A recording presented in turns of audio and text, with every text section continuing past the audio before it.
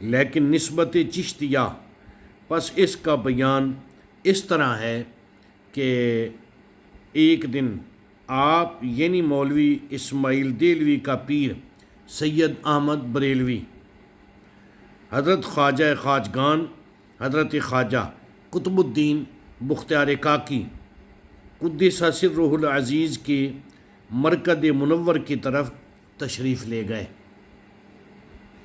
اور ان کے مرکز منور پر یعنی آپ کے مزار مبارک پر مراقب ہوئے اور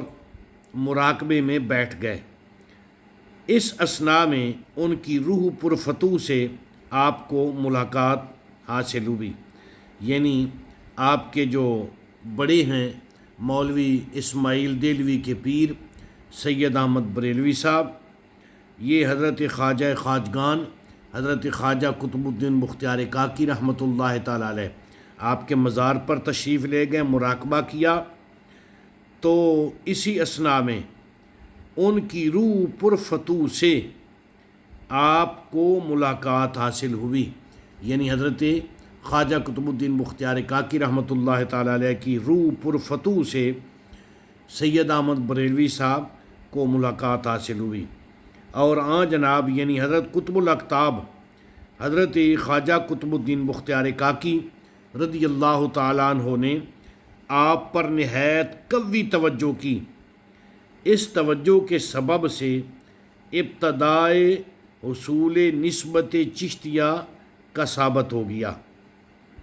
گرامی قدر اس واقعہ سے چند باتیں ثابت ہوئیں۔ نمبر 1، حضرت خواجہ خواجگاں حضرت خواجہ معین الدین چشتی اجمیری غریب نواز رضی اللہ تعالیٰ عنہ کے خلیفہ مجاز حضرت خواجہ خواجگان حضرت خواجہ قطب الاقطاب حضرت خواجہ قطب الدین بختیار کاکی رضی اللہ تعالیٰ عنہ کی قبر انور پر فیض لینے کی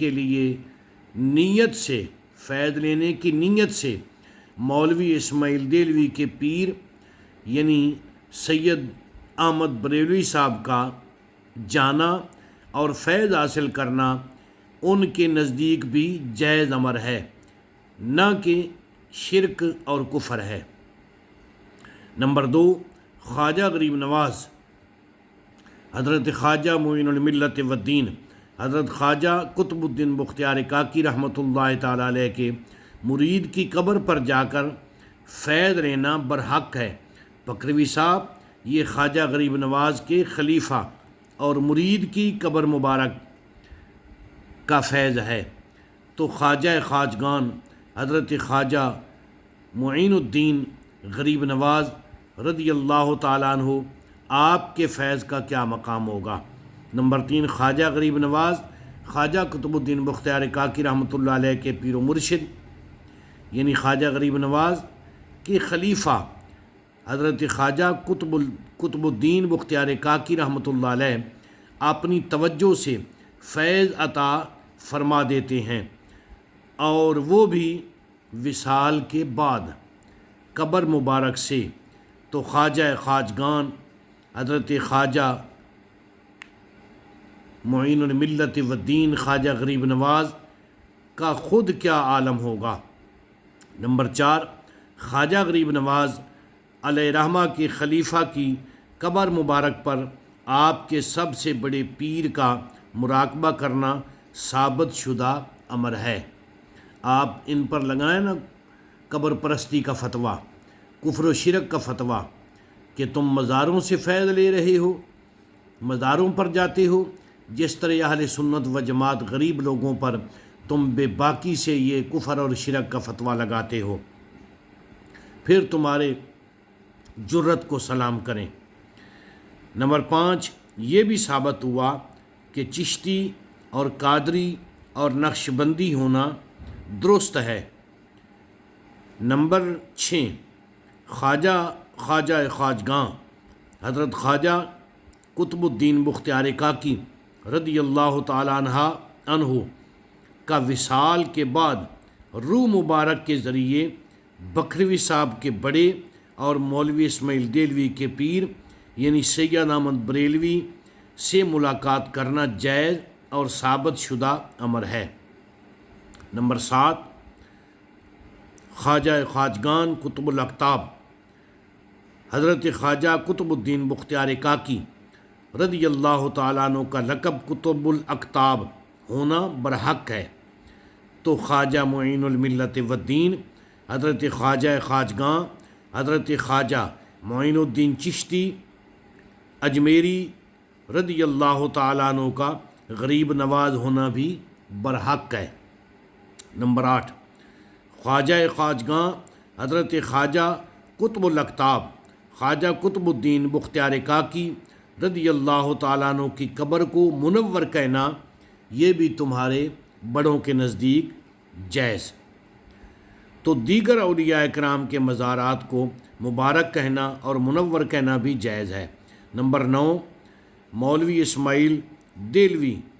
اور ان کے پیر و مرشد سید احمد بریلوی، ان کے نزدیک